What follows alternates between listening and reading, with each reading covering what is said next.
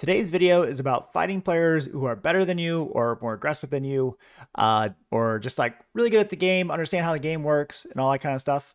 Um, so all of these players that I run into are Unreal, except for one, and I include that one just because he was like a really really aggressive player, and he played well. Like I don't care what your rank is, but if you play well, you gotta kind of just respect everybody. You don't know their rank until the fight's over.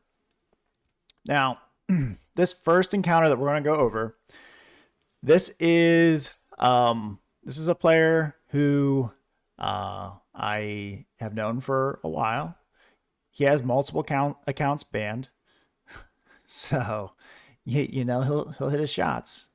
And I want to show you this, that the big takeaway before we get too far into it, the big takeaway with this one in particular is it's kind of weird, but I actually use my third person view really, really well because he does stream, and I was able to go back and look at his perspective of it.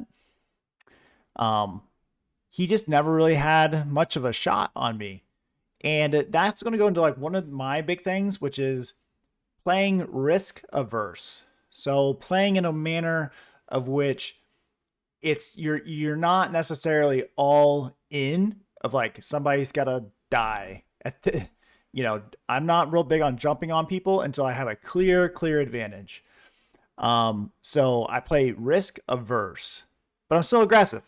So hopefully you can kind of see that gameplay right here. So we see him over there. He's sniping somebody else. So I try to stop the car far enough away to where maybe he doesn't see the visuals or hears it. And I'm going to look, and he saw me. You can see him over here. He was already starting to move. So I start going that way, keeping the ridge top. Because what I don't want to do is go right over top of the ridge and get headshot sniped or even body sniped. I know he's rotating, and I'm going to rotate. And I want to see what happens when we both kind of come out on the other side.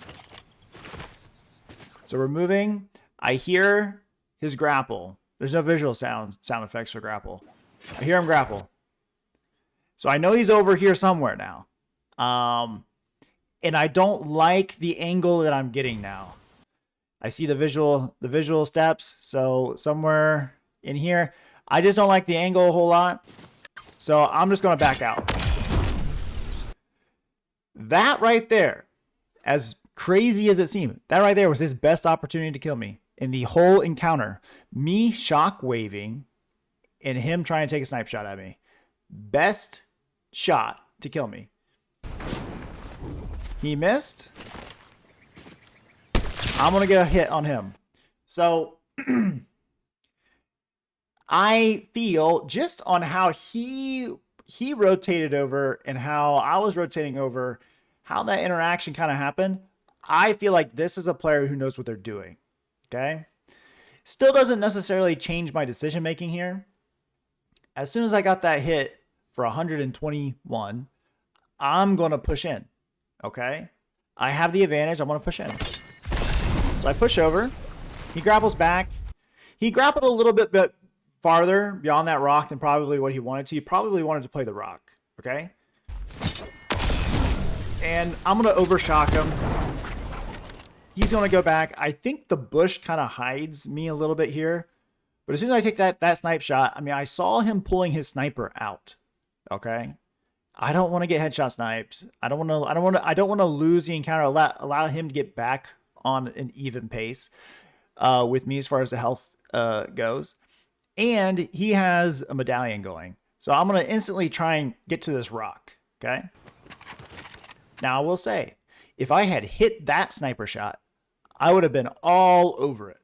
I would have been all in because I just hit him 120. He probably has healed for 25 by now. Plus his overshield is probably healed a little bit. But if I would have hit him again, he would have been down to like 50 white health. And I would have been all in on that. So you see, he kind of goes back. And this is where my third person view.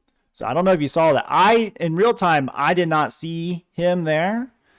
But this is where my third person view is coming in at. Okay.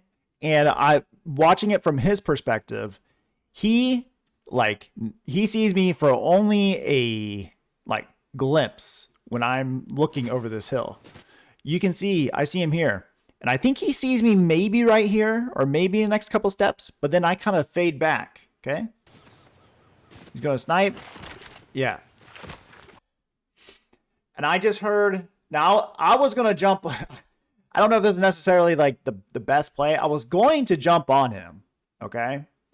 I hadn't seen him heal yet or anything. I just assumed that he was using the medallion, but you could hear the grapple being used there. I'm shockwaving and I have shield breakers. He's making a push for the car. He's not trying to fight me. He's making a push for the car, to get out. And I'm just going to shield break the car. Yeah, so he made a push for the car. Okay. At this point, if you're him, you got to get out of the car and you got to grapple away. Okay? That's what you got to do. But apparently he hasn't had too many people shield break his car. And it's going to take him a long time to get out of the car. And then he tries to fight me. And by that point, I'm able to push up on the car and get in his face. Because that just did 80 damage to him. 80 shield damage. So at most, he has 130 health right now. At most. But he was probably weaker than that. Tried to use as much of the car to block any early shots. And then we get in there. He gets back in the car. It's just over. And you can see he had gold shotgun, mythic AR, gold sniper. He had all of it. That was a really, really good encounter for me. Okay. I did a really, really good job. Because like I said, I gave him zero opportunity to kill me. When he did have a chance, he did hit his AR shots there, and he did some real damage. But that was playing risk averse. I was applying pressure without ever having a chance to die. Okay. Granted, I hit that first snipe shot to the body. Typically that's how the game's played. Like you got to get some damage in at range. You got to get some damage in at range. But once you get that damage in at range, you got to keep the other player uncomfortable. Okay. And I was in control of that entire counter from start to finish because he knew I was there. He just couldn't shoot me. Okay. Now this one, I'm a little overconfident. All right. Not gonna lie. I'm a little overconfident. He's dead. All right. So as you can see in my inventory, I have a shotgun and a sniper. Okay. I'm going to pull out my sniper. I think I have an AR. Okay. That's why I miss and I take so much damage because I think I have an AR. My positioning here, not very good. Also, good job on this guy. Okay. He's going to hop out. And he's going to shoot me. And he does 157 damage really, really fast. And at this point, I think I'm dead. But I got one chance to just kind of run away. So here's the thing. We'll say this. You could go for a bailout snipe shot right here. You could. But I'm going to try and just disengage and see what happens. Oh. So I'm down to 34 health. I use both shockwaves. I'm going to grapple. I'm going to get in this bush. I have at least one medallion. I don't know how many medallions I have. I have at least one medallion. And I'm going to... So I was able to disengage, get to a spot where I could be reloaded and ready to re-engage. Now, obviously, I'm going to be at a health disadvantage. I did 80 shield damage to him. So he's going to be like 150 plus his overshield. So he's going to be 200. Unfortunate that did not hit. Very unfortunate that shot did not hit. But look, again, so I love this encounter because I'm not hitting any bailout shots that make me feel like I did a really good job, even though like I was losing the encounter the entire time. I miss. And the second I miss, he gets some tags on me. I was gone anyway. Okay. Even if those shots missed and he did no damage to me, I was gone. I was going to keep backing away. Okay. And obviously this guy's gonna follow. All right, like that seems to be a thing. He's gonna keep following. I haven't really done any damage to him, except for the one shield breaker. Struggle with my mantle there. I fall out of the tree. Like this is not going the way I want it to go. This is an imperfect encounter. Okay, but I'm staying alive. I keep disengaging, making the guy cover ground. I hear the grapple. I did not see any visual sound effects. I hear the grapple. I was going to grapple away, but this is too much ground to make up. I feel like he's just going to kill me as I travel there. So I'm going to turn around and I'm going to get back in the tree. I had thought the first time that playing in the trees was a good idea, which I've seen. There's one guy that I watch once in a while. He plays in trees a lot when he gets into some chaos stuff, because the grapples are actually pretty easy to get into trees with. So I don't like the grapple. Okay, and we've been playing with the turtle mythics. Turtle mythics are out of the game. But honestly, playing in trees is a pretty good strategy. I'm gonna try and get a little cheeky here with my shield breakers. So trying to get, because I'm only 134. If I could land 2 shield breaker shots, it would be kind of a fair fight. All right, so that's what I'm trying to go for here. And I have an above, trying to use his footsteps to get an idea of like where he is. I hit that one. I don't know how that one didn't hit. And then I'm able to get the elimination. But he panicked. All he had to do was shoot me, and I was dead. He must have assumed that I had heals and I had healed up, okay? But I didn't, okay? Which he could have, like, look, if he was really cognitive of the situation, you always assume that every single player has a shotgun, right? He knew I had a sniper. I sniped at him. He knew I had shield breakers. He knew I shockwaved, and he knew I grappled. That's 5 items, okay? He could have known I have no heals, except for the medallion. Now, he does not know how many medallions I have, but he should have known that he hit me for a lot of white health. So that's how that encounter went. That guy should have never lost that. Lose that one, buddy. That guy should have never lost it. But that was a great encounter of nothing was going my way. But I was able to get into a position to where I do a little damage. He tries to back away. And I finally get an opportunity to really take a clean shot at him. And I hit it. Okay. So this player, he's taking high ground on me. I was hoping with the shield breakers that he would come to me with the car and I was going to make a shield breaker car play. Okay. But that didn't happen. But he's going to go on top of the hill here.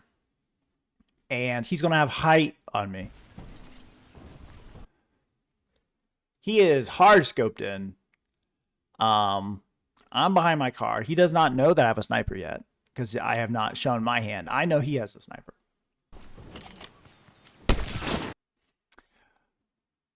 Now, that right there is, I don't know if I can go back here.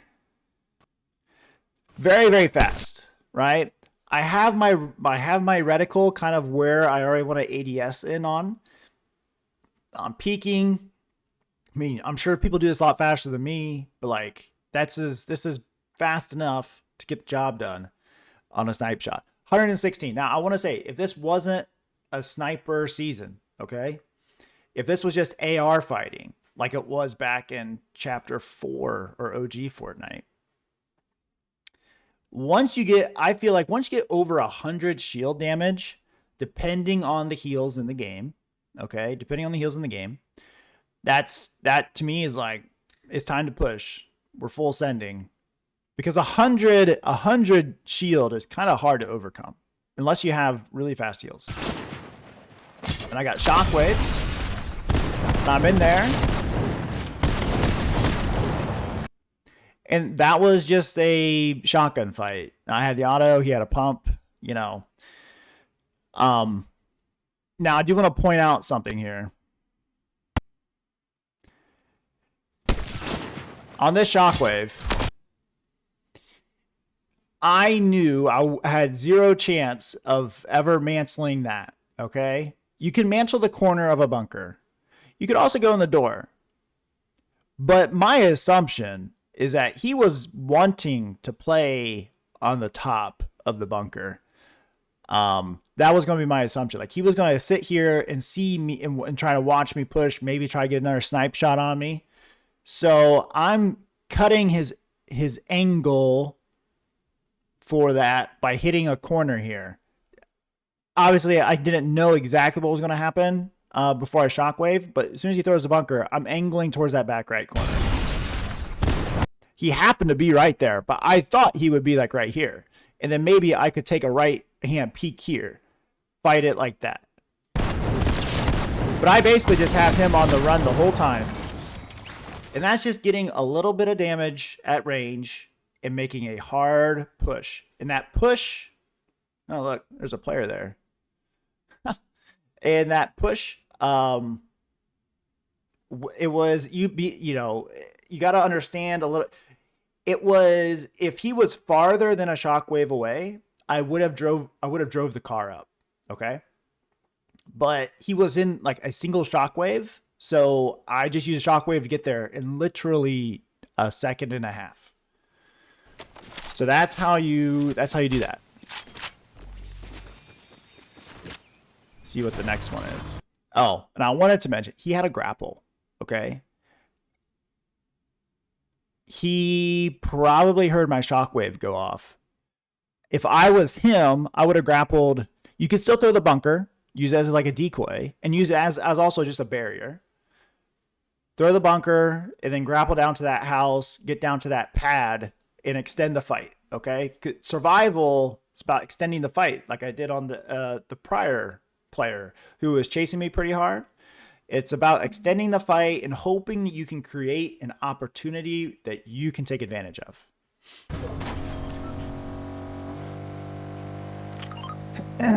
So this guy's in Diamond, okay?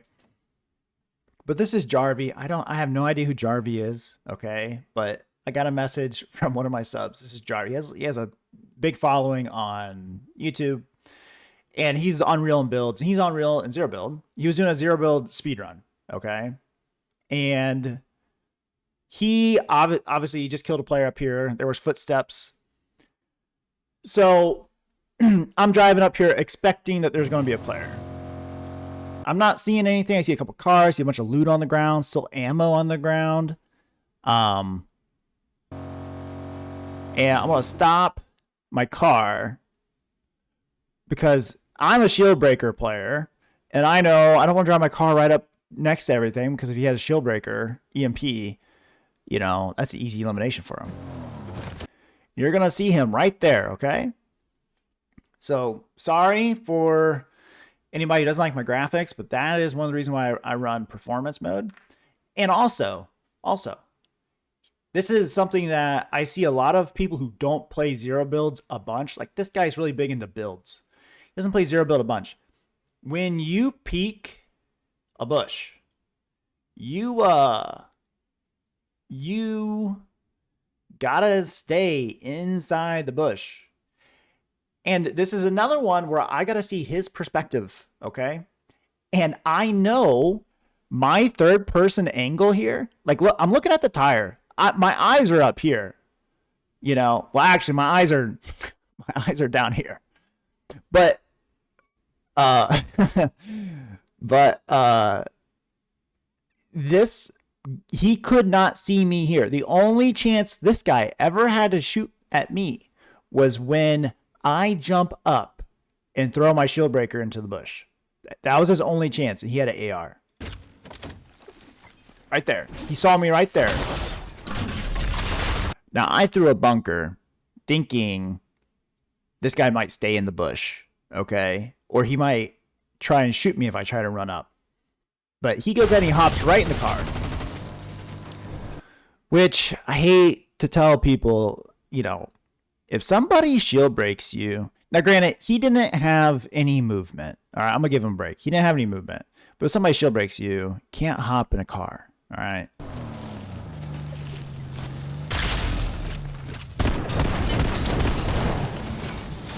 But, I mean, this guy is a really good player in general, from what I understand.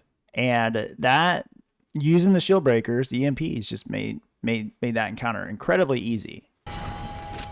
And using the third-person perspective, the guy had zero chance to shoot me, and I knew where he was. All right. This is another diamond player. Another diamond player. He was landing on me from Ireland. He has a medallion. I do not like the fact that he's landing on me. He feels like a very aggressive player. So I'm going to use a shockwave to back off. I have no idea if this is like maybe a builds player again who's just playing zero build ranked. No idea. But he's landing on me. And I'm trying to back off to have some kind of angle of encounter. Okay. He goes right in there. I didn't even see that he went through that door when I was watching this back. I'm using the bus. I hear his footsteps. I don't know exactly what he's doing. I want to disengage, have some space. He already feels like a very aggressive player. So I want to have some space and create an angle to allow me to get some safe shots in. So I'm backing up to this rock. I don't see him because he's right there and he's blending in. Okay. I'm looking back. I heard him shockwave. I know he's coming. I can't see him. I'm old. And then like he's covered up with the graphics, you know. So can't really see him very well. He's going to use this rock really well. He kind of out-peaked me on that rock. I'm not going to lie. I missed that. My shots hit the rock. And he's going to kind of outshoot me. But we got a lot of players around. There's 16. I mean, look at it. It's already to the half zone. I don't know what zone that is. It's already to the half zone. We got a player up here shooting at. We got a player over to our right shooting at us. This encounter is getting third-partied. I think he's going to move up here a little bit. I'm going to shockwave out. I want to disengage again. This is a no-win situation at this point. So my shockwave didn't work very well because I hit a tree, and then now I'm going to grapple. So as far as that goes, I used my best movement escape first. I was down to 16. I was down to very little. I was down to 16 HP. And now I'm going to use the grapple and try and play amongst the trees a little bit here. I'm letting my medallion heal me. He comes back into view. This guy's still after me, okay? Comes back into view. And I'm going to use my tree. Now, can't tell very well, but like I'm a little side angled here with my third person view. And I can see him pretty well, but I'm sure he can't really see me because of the trees, okay? And then I'm up on the tree already. I'm looking for a bailout snipe. Not there. You can see where he is right there. He just did a sprint jump, all right? And I just barely got away from dying. So I have a right hand peek advantage on this guy. When I hit him once, and what I want you to keep in mind here on this, when you sprint jump, if you keep going forward, if you keep your joystick forward, it's like your momentum forward, even if you're looking around, whatever, keep that momentum forward with your movement joystick, you cannot pull out your gun. Okay? I'm a huge fan of sprint jump. Big fan of sprint jump. I think sprint jump's awesome. But when you sprint jump, you gotta allow your joystick to, you either gotta pull your joystick back to be able to get your gun animation to work, or you just gotta like let it, go to center to let your, you can't be, because when you sprint jump, if you're just sprinting across an open field, your character's, body, like your arms are flailing all over the place. It won't pull out a gun. But if you sprint jump and you pull back on that motion, you still get the benefits of the sprint jump, which allows you to go farther, but you can pull out your gun. So you just see here, and you can just see his animation. He just doesn't have his gun out. He just didn't have his gun out, and I did escape this. Okay, I did get away out of this. Ended up dying to a guy that I had down to 5 HP. He had a headshot snipe. So I hope that this is helpful for you to understand some of the things that I do to help win encounters against other players who are aggressive / better / just really good at the game, understand how the game works. I'm probably going to do another one of these videos because I have a lot more encounters. Every encounter is unique, and really getting better at the game is there. Just some free information here. I think the first thing you need to do is be comfortable with your aim, and your aim and your sensitivity and stuff can go faster or slower as you feel is necessary, but find something that you're comfortable with. You feel like you can hit a lot of shots, and then just don't touch it for a while. Just don't touch it. Like, just leave it. Just leave it be, and start to feel things out. It's like, I played on this for a week. My ADS just seems a little slow. Always behind, or my ADS, I'm a little jumpy on my ADS. Maybe I need to slow it down. I miss a lot of my shotgun shots. Start thinking about faster, slower. Why you're missing that stuff. The other thing is that the other thing you need to work on, that's like in creative, right? I feel like you need to work on your aim in creative. Play the pit. Play some different things. Work on your movement. And like working on your movement, maybe the 2v2 zero build, the zero build 2v2s might be good for working on your movement. You play around bunkers a lot, work on mantling the corners of the bunkers, work on your sliding and slide canceling, sprint jumping, those kind of things. But once you feel good with your aim, and your sprinting and your jumping and your sliding, your movement, as soon as you feel like you are kind of an athlete in the game, okay, then a lot of it comes down to play style. That's why some players are really, really good, and some players, always kind of fail their expectations. I do think the movement is a skill gap in zero build. It's always going to be a skill gap in zero build. And I'm not talking about using shockwaves, okay? Yes. Here's the thing. All of the top, 500 players in zero build ranked use shockwaves almost the same way. But we don't all use slide canceling. We don't all use sprint jumping. We don't use your actual character movement the same. Not many people do what I do.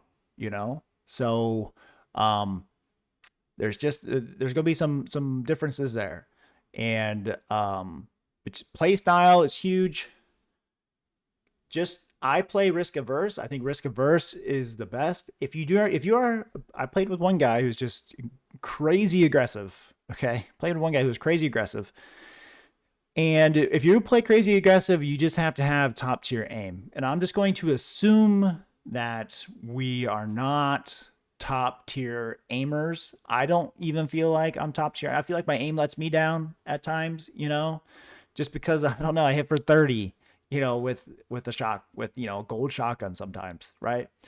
So I play risk averse to try and maximize my percentage, my odds of winning encounters because I feel like I can play smarter. So there you go. That's a couple examples of how I've beat some players who probably should have eliminated me, who might have been better than me, so on and so forth. So hope that helps you out, and catch you in the next one.